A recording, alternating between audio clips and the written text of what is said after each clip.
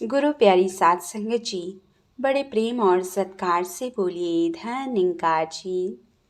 साध संगत जी, वर्ष 1940 की बात है। साने गुरुजी का आज़ादी के आंदोलन का कार्यक्रम शुरू था। रोज 10-10 भाषण होते थे। दिन भर जन जागृति, उधर पुलिस भी पीछा कर रही थी।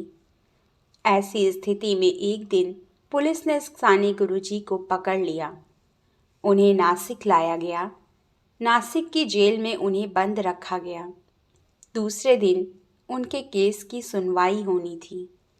फिर से कारावास उनके नसीब में आने वाला था। उस रात्रि एक परिवार में चर्चा शुरू हुई। पत्नी पति से बोली, आज तक मैंने आपसे कुछ नहीं मांगा, ना ही कोई हट किया, परंतु आज मैं एक चीज आपसे मांग रही हूँ। कृपया मेरा हट पूरा करें। पति बोला, 25 वर्ष हमारी गृहस्थी को हो गए, आज तक तूने कुछ नहीं मांगा। आज अचानक ऐसी कौन सी चीज की जरूरत आन पड़ी कि तू हट कर रही है। पत्नी बोली, पहले आप मुझे वचन दीजिए। पति बोला, ठीक है, दिया तुझे वचन। साध संगत जी, कौन थे वो पति पत्नी और पत्नी को कौन सा वचन चाहिए था? साध संगत जी, वह पति था नासिक जेल का फौजदार।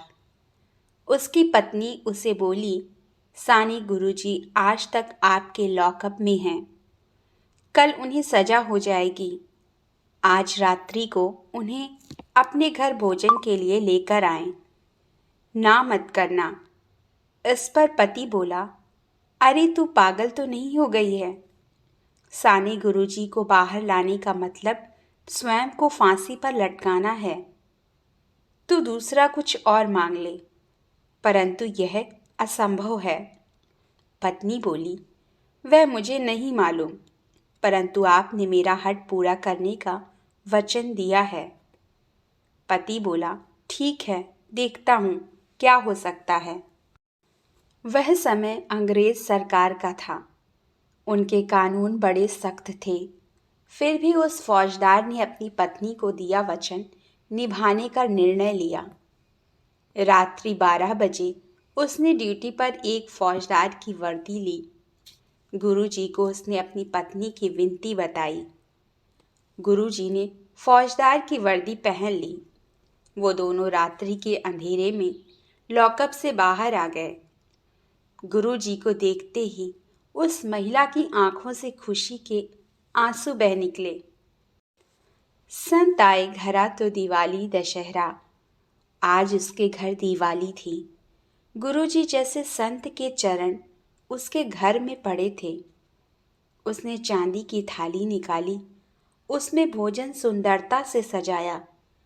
थाली के चारों तरफ रंगोली बनाई, अगरबत्ती जलाई, चांदी के गिलास में पीने को पानी दिया और प्रेम पूर्वक गुरुजी को भोजन कराया।